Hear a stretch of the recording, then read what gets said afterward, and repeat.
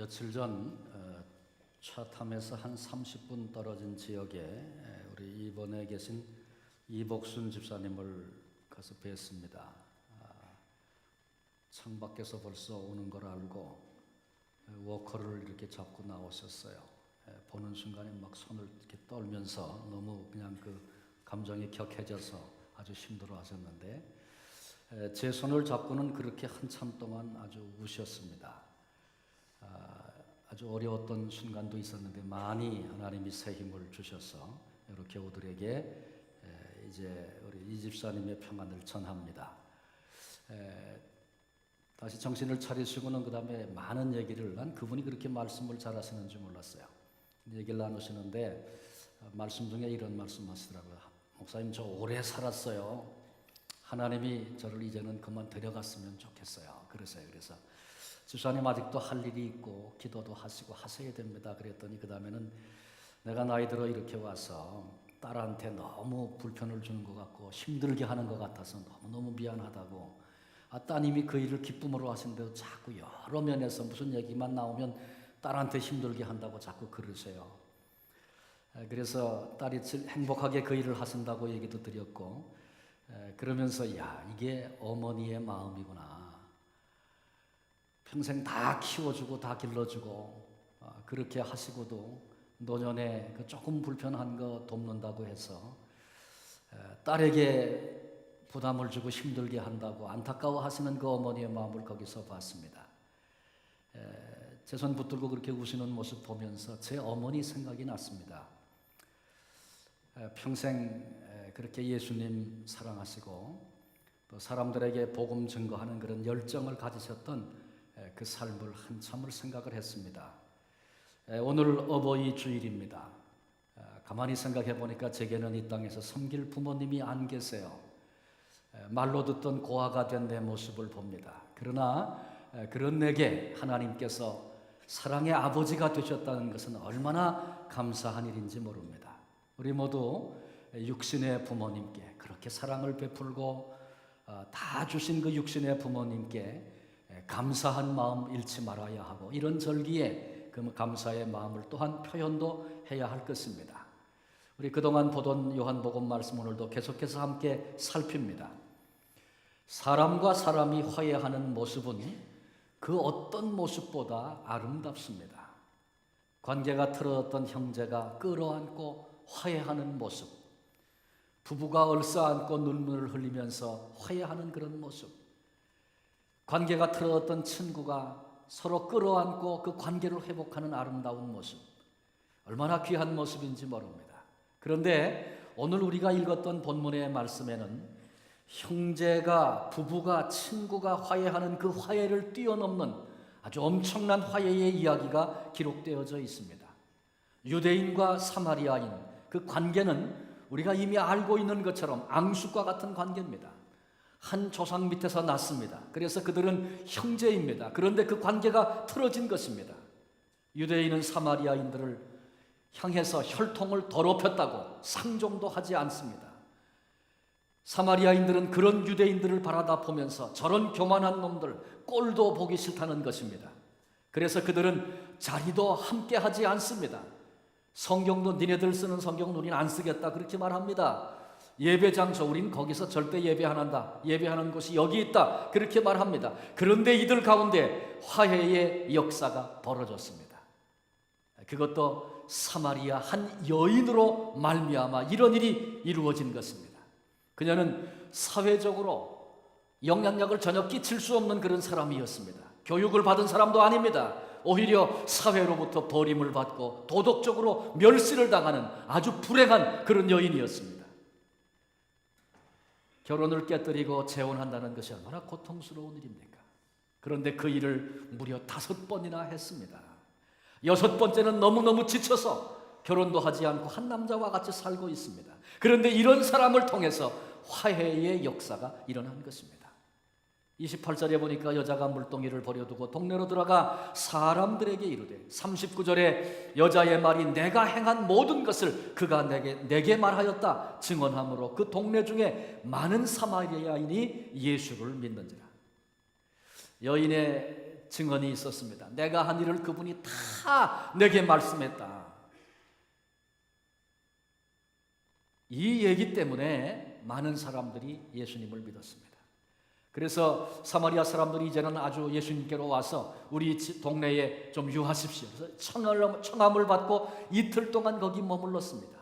그러면서 주님이 많은 말씀을 나눌 때에 더 많은 사람들이 예수님을 믿는 사마리아 성의 부흥의 역사가 일어났습니다. 자리도 같이 하지 않던 유대인과 사마리아 사람들이 이틀 동안이나 음식도 같이 먹고 잠자리도 같이 하면서 이런 놀라운 일들을 경험하게 된 것은 이 한 여인 때문에 일어난 화해의 역사입니다.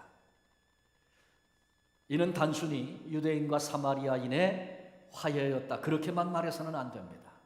더 넓게 오히려 하나님과 죄인들의 화해의 역사가 시작됐다, 그렇게 보아야 합니다. 본문 42절을 봅니다. 그 여자에게 말하되 이제 우리가 믿는 것은 내 말로 인함이 아니니 이는 우리가 친히 듣고 그가 참으로 세상의 구주신 줄 알미라 하였더라. 놀라운 고백이 아닐 수 없습니다. 유대인도 성경도 거부하던, 유대인이 예배하던 성전도 거부하던 그런 사마리아 사람들이 이분이야말로 하나님이 이 땅에 보내신 구주시라고 그렇게 지금 고백하고 있습니다. 사람과 사람의 화해뿐만 아니라 하나님과 죄인들 사이에 화해가 일어나는 놀라운 사건이 벌어진 것입니다. 하나님과 사람을 화해시키는 그 일을 전도라고 얘기해서 좋을 것입니다. 사람과 하나님 사이가 아주 삐딱한 관계가 됐습니다. 그 이유는 어디 있습니까? 그 원인은 무엇 때문입니까? 그건 사람에게 원인이 있었습니다. 하나님의 사랑을 거절하고 하나님의 약속의 말씀, 은혜의 말씀을 불신하고 사탄의 얘기를 더 귀하게 그렇게 받아들이고 믿고 따랐습니다. 그래서 이제 아담과 하와가 하나님 앞에 범죄하게 되었고 세상이 죄악에 들어오게 됐습니다. 그래서 아담과 하와만 아니라 이 땅에 살고 있는 모든 인생의 생각이 악한 죄가 되고 만 것입니다. 이렇게 하나님과의 관계가 깨어지고 나니까 하나님과의 관계만 아니라 사람과의 관계, 사람과 사람의 관계도, 사람과 자연의 관계도 깨어지고 어그러진 관계가 되어버리고 말았습니다. 하나님과 사람의 관계가 잘못되고 나니까 이 땅에 전쟁도 벌어지고 기근도 생기고 기아, 많은 사람이 굶어 죽기도 하고 무서운 자연재해가 찾아오기도 하는 고통이 인간 속에 찾아오게 된 것입니다. 보통 사람과 사람의 관계가 깨지면 상대방에게 다 허물을 돌립니다. 그런 기질을 가진 사람이 하나님 탓을 합니다. 그래서 하나님이 살아계시다면 어떻게 이런 일이 있을 수 있습니까? 왜 이 지구상에 굶어 죽는 사람이 이렇게 많습니까? 고난은 왜 오는 것입니까? 원인은 우리 인간에게 있는데 하나님이 계시면 그럴 수 없다. 그 탓이 하나님께 있다고 그렇게 핑계합니다. 하나님의 사랑을 거부하고 배척했던 하나님 없는 인생의 삶은 괴로움과 고통뿐입니다. 근데 전도란 이렇게 하나님을 배척하고 불화하는 사람들을 찾아가서 당신이 배척한 그 하나님이 여전히 당신을 사랑하십니다. 이것이 복음이고 이것을 전하는 것이 전도입니다. 예수님이 친히 이 화해의 길을 열어놓으셨습니다. 고린도후서 5장 18절에 보면 모든 것이 하나님께로서 났으며 그가 그리스도로 말미암아 우리를 자기와 화목하게 하시고 또 우리에게 화목하게 하는 직분을 주셨으니 이렇게 말씀하고 있습니다. 예수님 때문에 우리 모두가 하나님과 화목하게 되었습니다. 너희가 그리스도인이 되었느냐, 예수 믿느냐, 그러면 너희에게는 화목해 하는 직분이 있다. 그렇게 성경은 우리에게 말씀하고 있습니다. 사마리아 여인, 본문의 이 여인은 예수님을 영접하자마자 즉시 나아가 전도하기를 시작했고 놀라운 열매가 맺히게 됩니다. 우리 신앙생활 오래들 하셨습니다. 물론 시작한 지 얼마 안 되시는 분도 있어요. 그러나 수십 년을 신앙생활한 사람들도 있습니다. 그런데 전도가 참 힘들고 어렵습니다. 우리는 사마리아 여인이 어떻게 예수 믿자마자 그렇게 많은 열매가 맺히는 전도를 했는가? 사마리아 여인을 보면서 전도하는 방법을 배워야 합니다. 본문 속에 보면 전도인이 되려면, 전도하려면 알아야 될 것 세 가지가 나옵니다. 그 첫째는 먼저 나 자신이 누구인지를 볼 수 있어야 합니다. 여기서부터 전도가 시작됩니다. 사마리아 여인은 사회적인 지위도 높지 않은 사람이었습니다. 별로 배운 것도 없었습니다. 그런데 예수님을 만나자마자, 예수님이 누구인지 깨닫자마자, 예수님을 영접하자마자 물동이를 버려두고 동네로 뛰어들어가서 힘있게 예수님을 증거하는 전도자가 됐습니다.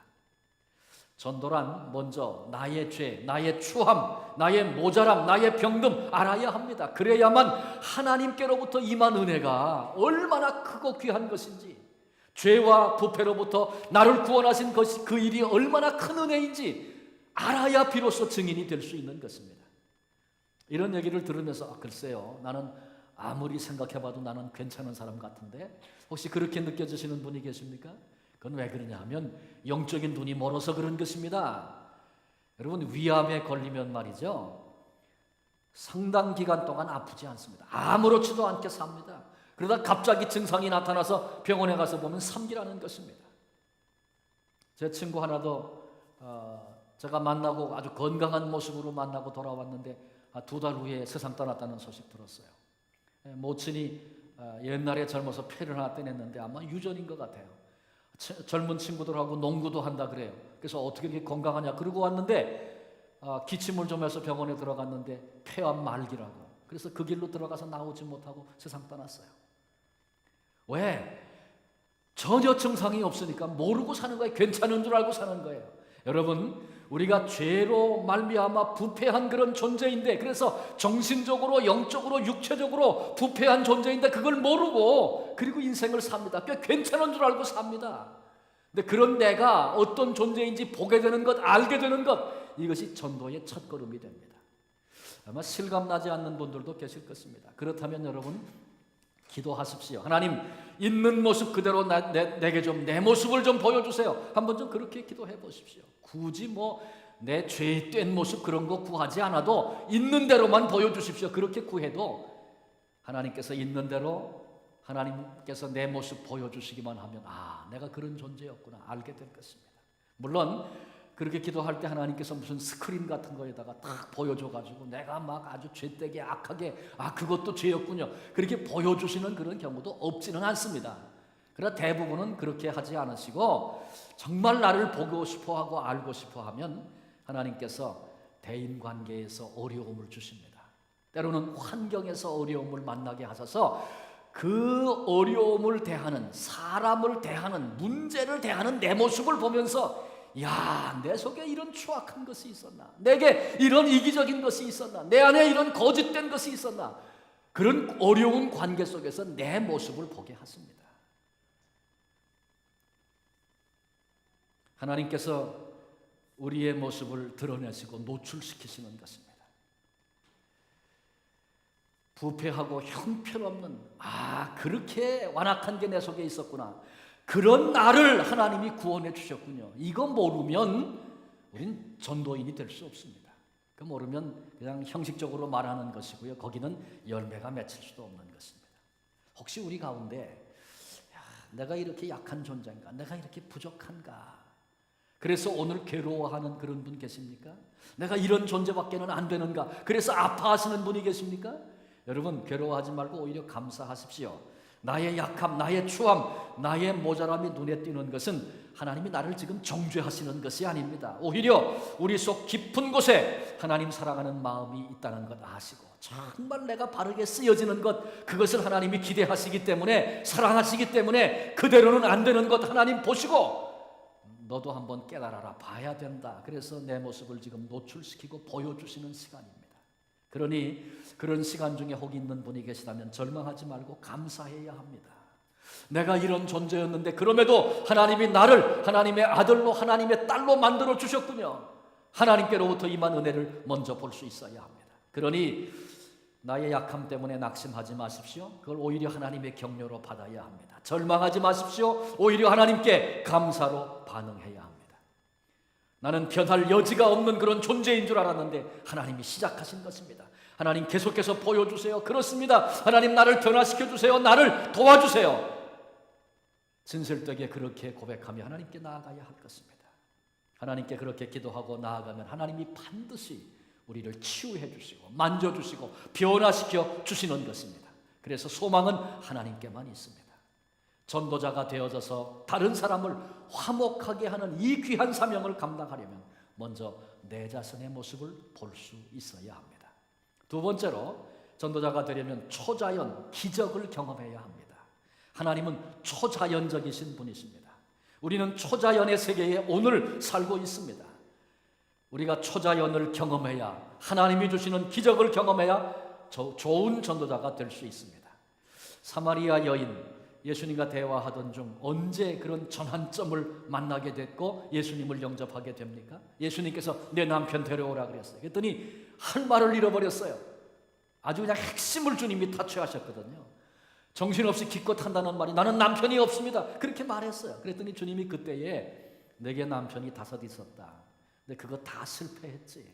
지금 있는 남편도 내 남편 아니다. 그러니 남편이 없다는 내 말이 맞구나.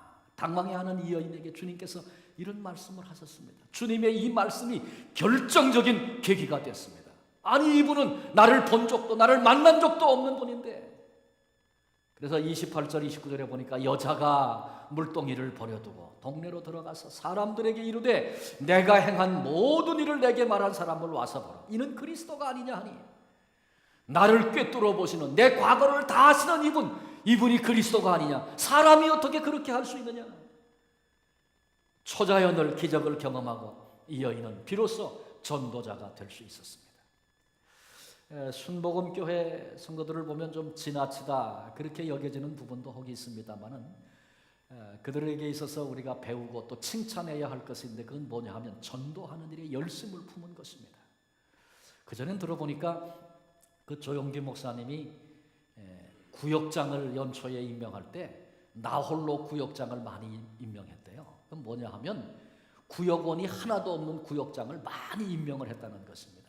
그리고는 구역장에게 가방을 하나씩 줬는데 그 가방 들고 구역장 하는 게 그렇게 영광으로 알고 딱 임명이 되면 아주 자랑스럽게 생각하고 아무도 없는 자기 집에다가 거점을 만들어 놓고 전도해가지고 이제 연말 되면 좋은 구역을 일으키는 그런 열정을 가지고 혼자서 그걸 시작했다는 거예요. 얼마나 그 전도의 열심입니까? 왜 그렇습니까? 어떻게 그렇게 열심히 할 수 있습니까? 하나님의 능력을 체험한 사람들이 그런 것입니다. 방언을 경험하고 병 고치는 기적을 체험하고 기도의 응답을 맛보고, 그리고 나니까 그 주님을 증거하는 일이 기쁘고 힘이 생기고, 그래서 그런 역할을 감당하게 됐다, 그런 얘기입니다. 우리도 힘 있는 전도자, 좋은 전도자 되려면 우리도 초자연적인 체험을 해야 합니다. 기적을 경험해야 합니다. 제가 87년도인가 이제 서울에서 어느 교회 부임을 해가지고 이제 담임 목회, 또 그때도 이제 담임 목회를 하는데 7년 개척된 지 7년 된 교회에 제가 가서 이제 사역을 시작했는데 아주 어려움을 만나고 다 흩어지고 그런 교회였어요. 그런데 이제 그 교회에서 만난 분이 김춘식 집사님이라는 분을 이렇게 만나게 됐는데, 이분이 그 회사 중소기업 사장이었습니다. 그때 이제 의류를 만들어 가지고 뭐 논노라든지 이런 유명한 브랜드 만들어서 이제 납품을 해서 뭐 롯데백화점이나 이런 데 들어가서 팔리고 이제 그런 일을 하는 분인데, 그 사업하는 게 그리 간단치 않더라고요. 아주 얼마나 힘들어하고 그러는지 그분이 굉장히 사업하면서 신경을 많이 쓰고 고통을 겪어가지고 아주 막 힘들어서 약을 다 먹고 뭐 불면증에 한 번 오면 일주일씩 열흘씩 잠을 못 자고 눈이 벌게서, 또 그러면 정신이 없으니까 운전하다가 차 사고를 내가지고 차를 몇 대, 뭐 4대인가 폐차를 시켰다든가 그렇더라고요. 그렇게 이제 힘들게 사업을 하던 분인데, 제가 이제 그 교회 부임해 갔는데 새벽 기도 나가니까 아무도 새벽 기도 나오시는 분이 없어요. 제가 한 달인지 2달인지를 혼자서 이제 새벽 기도를 했어요. 근데 어느 날 이제 그 집사님이 아침에 전화를 제게 하셨는데, 목사님, 제가 다시 불면증이 왔습니다. 지금 3일째 잠을 못 잡니다. 너무너무 고통스럽습니다. 그래요. 근데 아침이니까 제가 갈 수가 없으니까 그분 또 출근한다니까 전화로 제가 기도를 해드렸어요. 하나님, 우리 집사님이 이렇게 불면증으로 고통하는데 사랑하는 아들에게 주시는 하나님의 단잠을 이 아들에게 주세요. 그리고 이제 전화로 기도를 해드렸어요. 그리고는 내가 오늘 밤에 집사님 퇴근하면 가서 만날게요. 그리고 이제 그날 밤에 이제 그 집사님 댁을 갔어요. 퇴근해 온 분을 밤 10시가 넘어서 이제 식사하는 거 이렇게 보고 같이 또 얘기도 하고 그랬는데 아침에 전화로 기도를 목사님 해주셨는데 제가 한 30분 푹 자고 나갔습니다 그러는 거예요. 그래서 이거 벌써 하나님이 은혜를 주시는구나 이렇게 생각하고 감사했어요. 예배 드리고 격려하면서 집사님 혹시 잠이 안 오면 두려워하지 마세요. 하나님이 나를 깨우시는가 보다 그렇게 생각하시고 일어나서 그냥 성경 읽으세요. 그러다가 새벽 되면 교회 나오세요. 그러면 제가 같이 예배도 드리고 기도회도 같이 하고 그러면 좋겠어요. 그랬더니 그분이 깜짝 놀라가지고 아니 목사님 새벽 기도를 매일 합니까? 그래. 그분이 집사님인데 새벽 기도가 매일 있는 걸 몰라요. 제가 보니까 그분 신앙이 그저 학교 무슨 이사 정도 역할을 하는 거로 생각을 하시는 것 같아. 그래서 그렇다고 나오시면 우리 같이 기도하자고. 그래서 그분을 제일 먼저 새벽기도 동지로 그분이 하나님이 붙여주셨어요. 그래서 같이 이제 기도를 시작했어요. 근데 기도하고 그러면서 이분이 체험을 한 게 뭐냐 하면 이 불면증을 하나님이 고쳐주시는 걸 체험했어요. 그래가지고 뭐 잠자는 게 목사님 이제는 시간이 없어서 못 잡니다 그래요. 길을 가다가도 졸리면 차 세워놓고 한숨 자고 간대요. 근데 그것을 경험하고 나니까 이분이 그때부터 막 전도를 시작하는 거예요. 내가 불면증이 났다고. 그전에는 회사에서 이제 그 직장 그 공장에서 일하는 분들에게 내가 예수 믿는다 그러면 얼마나 불편해요. 손해도 봐야 되고 그러고 큰 소리도 못 하고 그러니까 그건 그냥 모른 척하고 그냥 신앙생활 했는데 이 은혜를 경험하고 나니까 막 내가 크리스찬이라 그러고 그들을 어떻게 하든지 도와주려 그러고 전도하려 그러고 이분이 애를 쓰더라고요.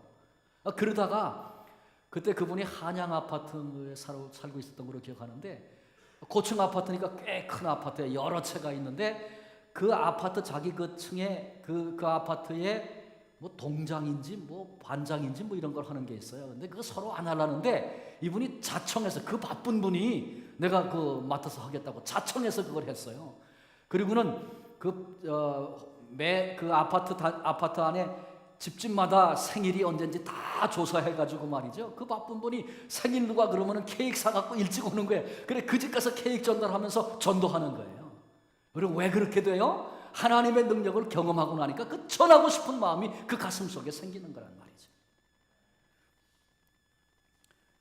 기독교를 도덕적으로, 논리적으로, 합리적으로 그렇게 이해하는 사람은 하나님에 대해서, 예수님에 대해서 제대로 정확하게 알 길이 없습니다. 그러니 전할 수도 없는 거죠.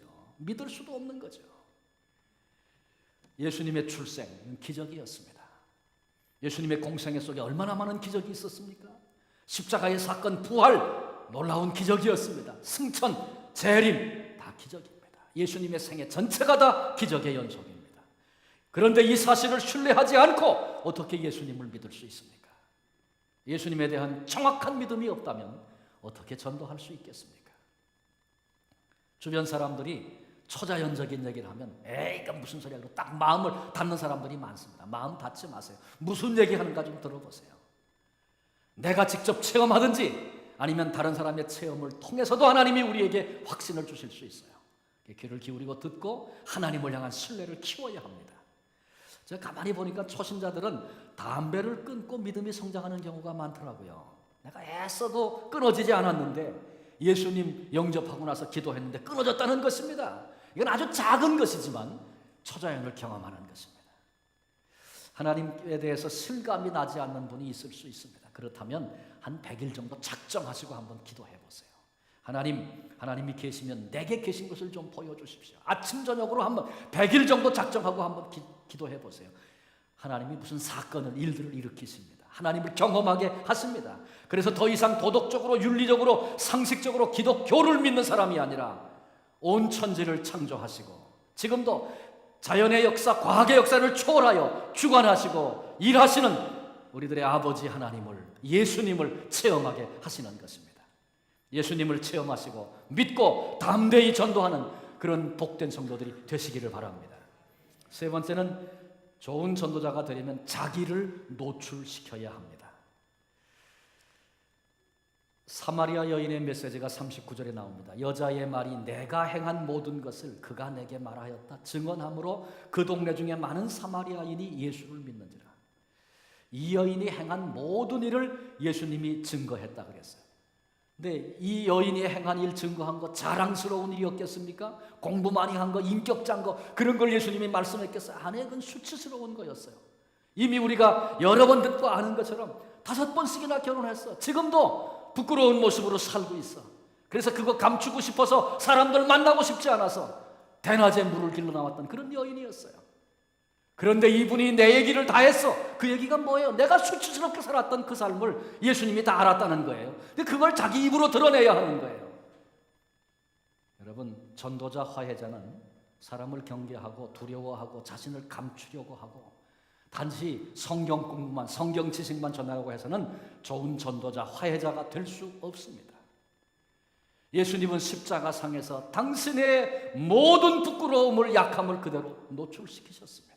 옷 벗김을 당하고 인간의 육체를 가지고 고통을 겪는 모습을 다 보여주시면서 그 고통에 축 처진 모습을 보여주시면서 그럼에도 그 십자가가 구원의 능력이고 역사였다는 사실을 우리 모두 알고 있지 않습니까? 마찬가지입니다. 우리도 내 자신이 전도자가 되고 화해자가 되려고 하면 나의 약함을, 나의 죄악되었었음을 노출시켜야 합니다. 사람에 대한 두려움을 극복하십시오. 교회 내에 이런 간증자들이 나와야 합니다. 나 이런 사람이었습니다. 그런데 나 같은 사람을 주님이 아들로 딸로 삼아주셨습니다. 제가 캘거리 있을 때 한 분이 이민으로 왔습니다. 딸 둘을 데리고 별로 나이 많지 않은 젊은 그런 이제 부부였는데 아이들이 국민학교 다니던 그런 아이들이었는데 아내도 예쁘장하게 생기고 딸도 다 똑똑하고 그래서 다 아주 화목한 가정으로 그렇게 보고 참 좋은 가정이 왔다. 근데 그분들이 와서 이제 예수를 처음 믿는 거예요. 근데 신앙생활을 하더니 어떤 공동체 모임 속에서 이 남자가, 그 남편은 서울대를 나온 분입니다. 아주 똑똑한 분 아닙니까? 근데 그 남편이 사람들 여럿이 있는 자리에서 자기 고백을 하는 거예요. 나는 사실 사람들은 모르지만 한국에 있을 때도 그랬고 여기 와서도 그렇고 도박에 빠져서 노름을 많이 한 사람입니다. 이렇게 자기 고백을 하는 거예요. 그런데 정말 감사한 것은 그 얘기를 듣고 저 사람 멀쩡하게 생겼는데 도박꾼이었어? 노름쟁이였어? 가십거리로 삼고 그 사람을 경멸하고 사람 그렇게 안 봤는데 겉보기하고는 다르네 이런 얘기 하지 않고 모두가 다 같이 그분의 고백을 들으면서 그런 내가 예수님을 믿게 됐다고 이런 고백을 들으면서 같이 눈물을 흘리고 같이 격려해주고 그런 힘든 얘기를 내가 더 이상 그런 데 노예가 되지 않도록 나를 위해서 기도해 주십시오. 그렇게 얘기하는 그분의 얘기를 들으면서 그런 어려운 얘기를 정직하게 우리에게 믿고 해준 건 너무너무 고맙다고 같이 끌어안고 같이 그렇게 울었어요. 교회 그것이 한 번도 가십거리가 된 적이 없었어요. 얼마나 큰 은혜인지 모릅니다. 처음 예수 믿게 된 사람들에게 물어보면 아무개가 성경 공부를 너무 잘 가르쳐서 내가 예수 믿게 됐습니다. 그런 사람 거의 없습니다. 오히려 주변에서 고난당하고 막 힘들고 아팠는데 그때 만난 예수님, 그때 그분이 경험한 예수님을 전해주는데 증거하는데 그게 내게는 그 간증이 내게는 감동이 돼서 내가 예수 믿게 됐습니다. 이런 분들이 많습니다. 내가 내 모습을 그대로 노출시킬 뿐만 아니라 정직하게 노출시킬 뿐만 아니라 그런 내게 은혜를 주신 초자연적으로 역사하신 나를 사랑하여 아들로 딸로 삼아주신 그 사랑을 증거하는 것, 두려워하지 말고 담대히 그렇게 증거하는 것, 그때 거기 역사가 있는 것입니다. 사랑하는 성도 여러분, 우리도 이 여인을 배워서 많은 사람을 하나님께로 인도하는, 화목의 자리로 인도하는, 구원의 자리로 인도하는 좋은 전도 사역자들이 되어지시기를 주님의 이름으로 축원합니다. 본문에는 전도자 사마리아 여인만 아니라 동시에 제자들의 모습도 등장을 합니다. 여인이 물동이를 버려두고 동네로 들어갔습니다. 마침 그때 제자들이 음식을 가지고 와서 주님께 음식을 드리면서 여기 음식이 있어요, 드세요, 시장하시죠. 그렇게 예수님께 말씀드리면서 음식을 권했습니다. 그랬더니 그때 예수님께서 나는 너희들이 모르는 양식이 있다, 나 이미 먹었다, 그렇게 주님이 말씀하십니다. 그러니까 제자들이 아니 누가 음식을 드렸냐 이렇게 반문을 했습니다. 요한복음에 반복되는 주제 가운데 하나가 예수님께서 영적인 말씀을 하시는데 사람들이, 제자들이 그 말씀을 들어도 이해하지 못하는 것입니다. 니고데모에게 거듭나야 되겠다, 주님이 그러셨더니 아니 내가 어떻게 어머니 뱃속에 다시 들어갑니까? 그런 반문을 했습니다. 사마리아 여인에게 내가 다시는 목마르지 않는 물을 내게 줄 것이다. 그랬더니 사마리아 여인이 그런 물이 있으면 내게 좀 주십시오. 다시는 물길로 나오지 않으면 좋겠습니다. 엉뚱한 얘기 지금 하는 거예요. 또 제자들에게 내게는 양식이 있다. 너희가 모르는. 그랬더니 누가 잡수실 것을 주님께 드렸는가? 지금 그러고 있습니다. 34절에 주님이 말씀하십니다. 예수께서 이르시되 나의 양식은 나를 보내신 이의 뜻을 행하며 그의 일을 온전히 이루는 이것이니라. 하나님의 뜻을 행하고 그의 일 온전히 이루는 것, 그것이 내게는 양식이다. 배부르다. 주님 그렇게 지금 말씀하십니다. 음식 왜 먹습니까? 물론 즐기기도 하지만 건강을 위해서 먹습니다. 음식 먹지 않으면 눈이 쑥 들어가고 배가 꺼지고 힘도 안 나고 신경질 나고 그렇습니다. 그래서 어떤 분은 회의는 밥 먹고 하는 게 좋다 그렇게 얘기합니다. 일리가 있다고 생각합니다. 음식 먹으면 힘이 나고 생기가 돕니다. 근데 영적으로도 마찬가지입니다. 주님이 말씀하신 대로 나를 보내신 하나님의 뜻을 행하고 그의 일을 온전히 이루는 것, 그것이 영적인 양식이 돼서 하나님의 뜻 앞에 순종하면 힘이 나고 생기가 돌고 그런 것입니다. 여러분, 교회 주변을 좀 주의 깊게 살펴보십시오.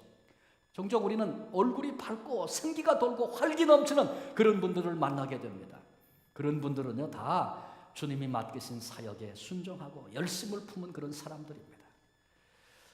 제가 섬기던 교회에도 그 전에 보니까 한 시간 반 정도 떨어진 분인데 새벽기도 나가보면 새벽기도 나와 있어. 어떻게 나왔냐 그러니까 굉장히 바쁜 분이거든요. 바쁠 때는 할 수 없지만 새벽 시간이야 뭐 제 시간 아닙니까? 제가 잠 좀 덜 자면 나올 수 있는데, 그리고 나와서 엎드렸다 가더라고요. 그 바쁜 분이 나와서 먼 데서 거기까지 와서 자기 일 보기 전에 와서 교회 청소하고 막 그렇게 열심히 하더라고요. 늘 얼굴에 기쁨이 있고 감사가 넘치고. 왜 그래요? 잠도 못 자고 너무너무 바쁘고 그런데 어떻게 생기가 넘칩니까? 그것은 하나님의 뜻을 알고 하나님의 뜻을 이루는 것이 그에게 양식이 되었기 때문에 그렇습니다. 질문합니다. 예수님을 영접하신 분들 가운데 오늘을 사는 게 너무 지나치게 피곤하다고 느껴지시는 분 계십니까? 혹시 그 육체적인 이유가 아니고 영적으로 양식이 부족한 것은 아닌가 점검해 봐야 합니다. 하나님의 뜻을 행하고 순종하는 것이 나의 양식이라고 예수님은 말씀하셨는데, 하나님의 자녀로서 분명한 하나님의 뜻을 알면서 순종치 못할 때 피곤하고 삶에 에너지가 빠지는 그런 현상을 지금 내가 겪고 있는 것은 아닌가 점검해보라, 그런 말씀입니다. 이런 말이 있습니다. 피곤하십니까? 그러면 사역하십시오. 고단해서 사역을 내려놓으면 생기가 돌겠습니까? 천만의 말씀입니다. 더 피곤해지고 더 시간은 바빠지고 그런 것입니다. 나의 양식이 주님처럼 보내신 이의 뜻을 행하고 그것을 온전히 이룸에 있다는 것 안다면 우리의 삶의 태도가 달라져야 합니다. 그리고 그때 영적인 배부름을 경험하게 될 것입니다. 여러분, 그런 일들이 기대되고 사모되지 않습니까? 우리 교회가 이제 이번 주부터 가정교회 시작합니다. 목장 모임을 시작할 것입니다. 이제 금요일 날 가능하면 금요일 저녁에 모이도록 그렇게 했고, 또 이제 금요일이 정 어려운 그런 목장들은 또 의논해서 할 것입니다. 가정교회니까 가정에서 모일 것입니다. 매주 모이려면 또 어려운 일도 있을 것입니다.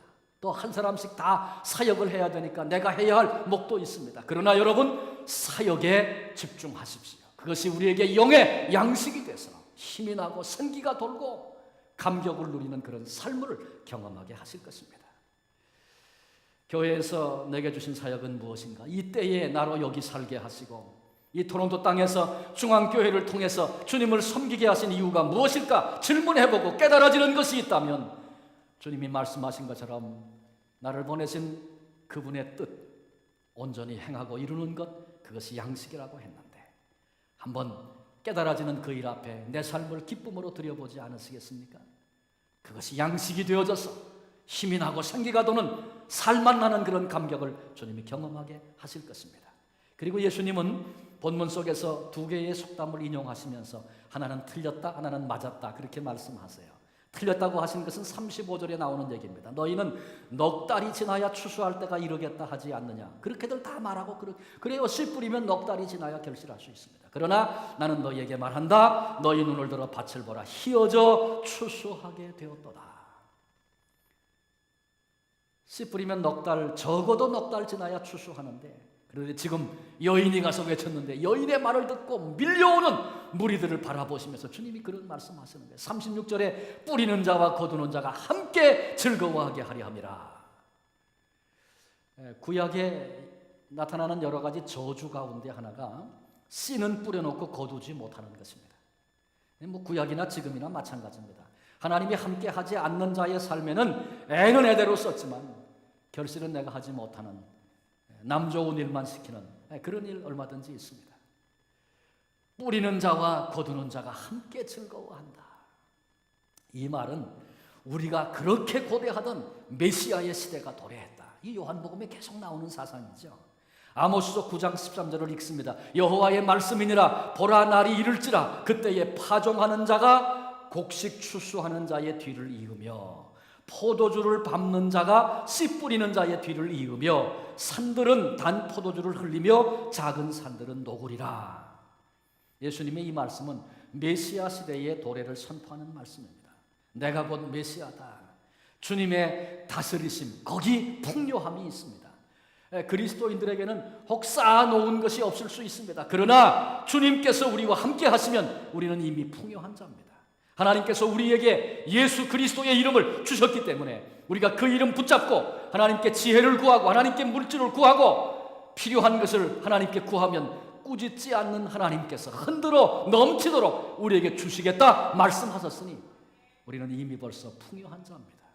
여러분, 집에다가 많이 쌓아놔야 부자입니까? 집에 쌓아놓은 거 하나도 없어도 은행에 구자가 있어가지고 거기다가 넣어놓고 필요할 때 내가 쌓인만 하면 척척 다 지불이 되면, 그러면 그거 부자 아닙니까? 그 사람이 진짜 부자 아닙니까?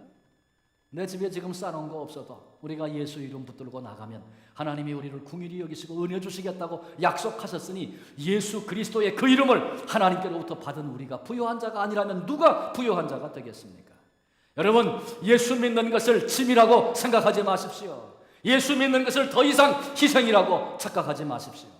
예수 믿고 사는 삶, 풍요한 삶입니다. 하나님이 우리에게 맛보게 하시는 포도주가 끊이지 않는 삶이 예수 믿는 삶입니다. 심는 자와 거두는 자가 함께 즐거워하리로다. 이제 두 번째로 주님께서 맞다, 맞는 속담인데 그 맞다고 하신 거 37절에 나옵니다. 그런즉 한 사람이 심고 다른 사람이 거둔다 하는 말이 옳도다. 사마리아 동네 여인이 뛰어들어가서 씨를 뿌렸습니다. 그때 사람들이 나왔고 예수님 일행을 초청하고 영접했어요. 들어가서 예수님께서 이제 가르치기도 했고 제자들이 그룹 맡아서 또 가서 가르치고 집에 가서 이 집 저 집에 자면서 또 얘기 나누고, 그날 제자들을 통해서 많은 결실이 있었습니다. 그때 주님께서 한 사람이 심고 다른 사람이 거둔다, 그 말이 옳도다 주님 말씀하십니다. 여기 전도의 원칙이 나와 있습니다. 한 사람이 심고 다른 사람이 거두는 것, 그게 전도의 원칙입니다. 내가 심고 반드시 내가 거두려고 하면 부담도 되고 그리고 실망도 하게 됩니다. 진정한 전도자는 심는 사람이 있는가 하면 거두는 사람도 있다, 이거 인정할 수 있는 사람입니다.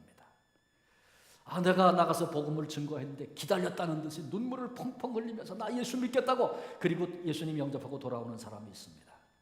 그때 내가 가서 전했는데 이런 역사가 있었다고 그 얘기만 하면 모르는 사람이에요.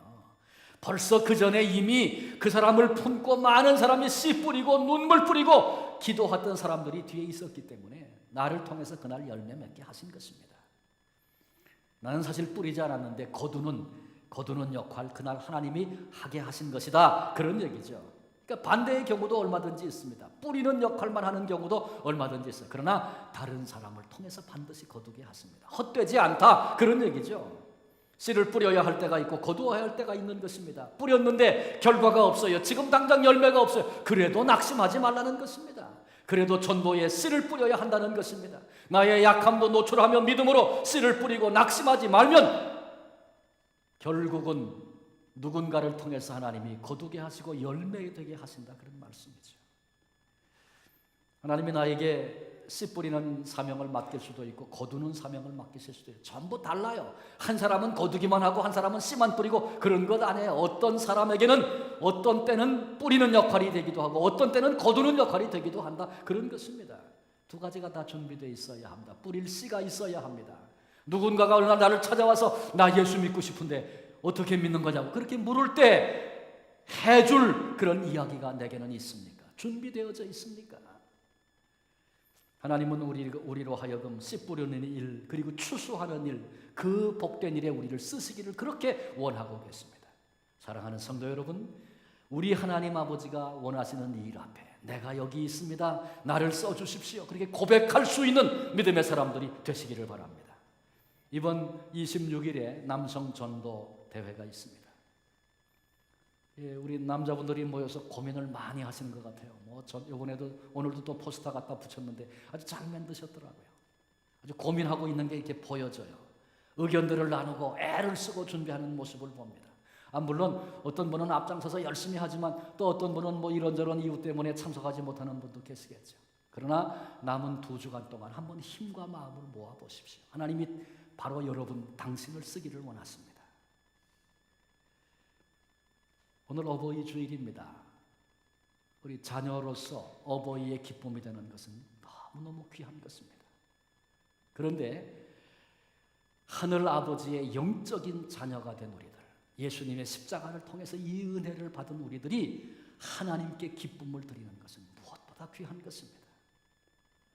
우리 남성들이 전도하겠다고 해서는 그 과정 자체를 하나님은 벌써 보시고 기뻐하시고 벌써 받으신 줄로 그렇게 믿습니다. 마지막 순간까지 다 안 돼요. 계속 안 될 수 있어요. 그런데 작정한 그 사람을 구원케 하시는 하나님의 역사를 맛보게 하시는 예비된 은혜가 언제든지 거기는 또 있어요. 낙심하지 말고 2주간 남은 시간 우리 힘을 다해서 같이 그렇게 나아가면 좋겠습니다. 또 남성만 아니고 이제 오늘부터 또 여성 전도대가 준비를 시작할 것입니다.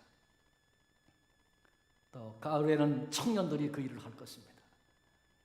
뭘 하기 위해서 움직여 보려고 단지 그런 거 아니고 하나님이 기뻐하시는 그 일을 한번 이루어 보려고, 그게 우리 양식이 한번 되보려고, 하나님께 기쁨을 드리기 위해서 우리 교회가 또 앞으로 목장을 통해서도 또 계속해서 각 남성, 여성, 청년들이 했던 그 일이 계속 또 목장 안에서 이어지고 전도된 사람은 목장에서 케어하고 돌보면서 그리스도의 제자가 되는 걸 우리 눈으로 지켜보고 그들이 일꾼이 돼서 하나님께 영광을 돌리고 그들이 전도하는 모습을 우리들이 보게 하실 것입니다. 이 일에, 이 사역에 우리 모두가 힘을 함께 모았으면 좋겠습니다. 화목자로, 전도자로 하나님이 우리를 부르셨습니다. 한 분 한 분 응답하시고 그 일에 내 삶을 드림으로 화목자로, 전도자로 복되게 쓰임받는 우리 모든 성도들이 되어지시기를 주님의 이름으로 축원합니다. 기도하시겠습니다.